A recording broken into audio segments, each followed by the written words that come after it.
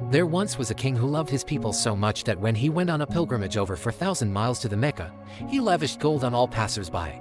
He gifted so much gold, in fact, he practically bankrupted every city he passed through on his way to Mecca.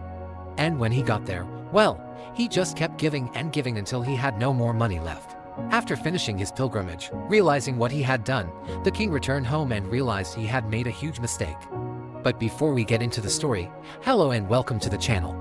Now back to our story.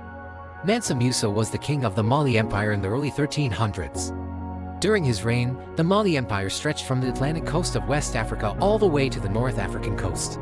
That's about 4,000 miles.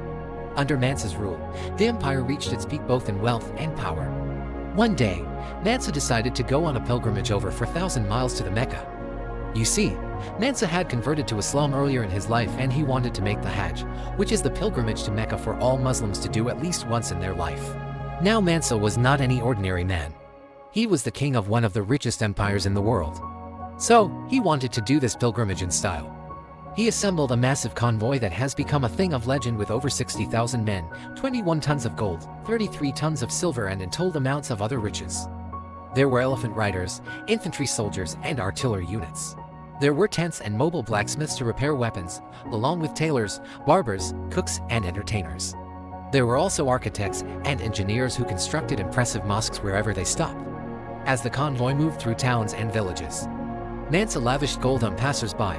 He gifted so much gold, in fact, that he practically bankrupted every city he passed through. According to historians, Mansa gifted about 75 pounds of gold per person.